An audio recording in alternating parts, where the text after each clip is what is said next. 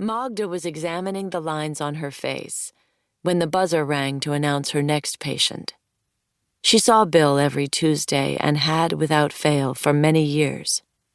In January, he had begun to caution Magda that this year, their 13th, was suspicious, and that if something were to go wrong with their working relationship, they were perhaps on the brink of that moment.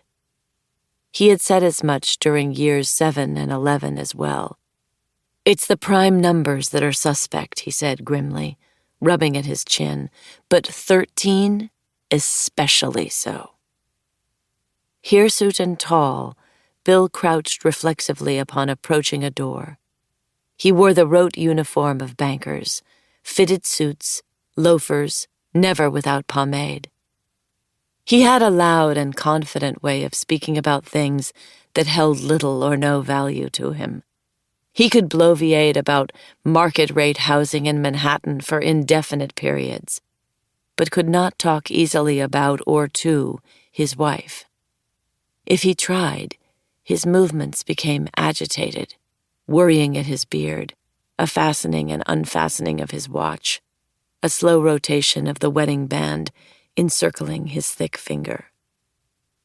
After more than a decade of Magda's gentle prompting and of granular strategizing, Bill still couldn't admit to his wife that he was only attracted to men, nor could he come clean about the affair he'd been conducting with a bookkeeper from the office, a man named Ernesto.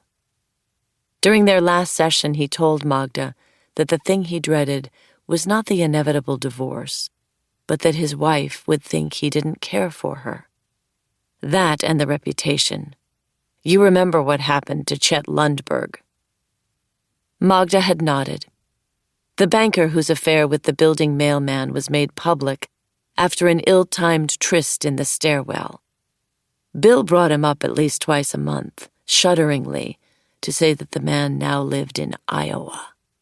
He worked in insurance. Bill had interrupted himself, saying, I know, I wouldn't need to move to Iowa." That day as he sat down, Magda said, "Let's start with one good thing." "A good thing," Bill repeated. He opened his mouth, closed it again.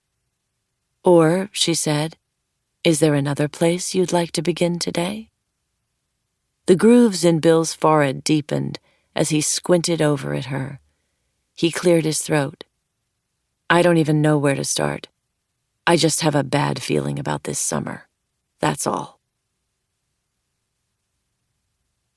2. After waving Bill out, Magda pressed her ear to the office door.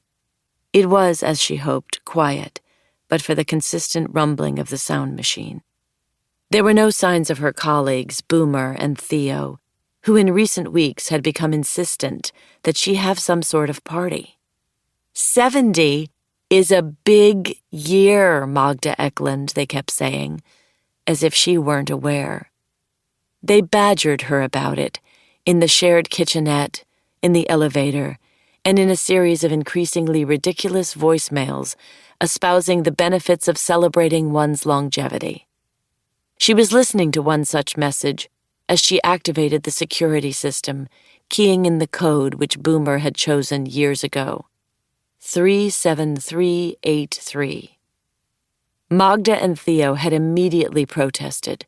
The conversion to the alphabet was too predictable. Of course they would be robbed. "It hasn't happened yet, but it will," Theo liked to remind Boomer.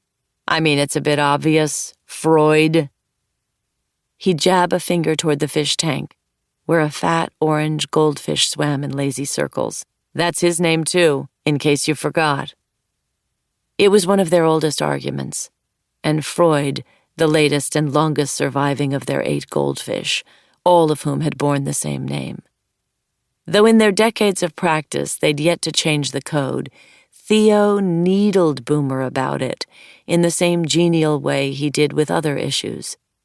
Most recently, they'd been debating whether the Gay Marriage Act would be legalized in New York. As with their ongoing conversation about the goldfish, the arguments were mild and often unsolvable, made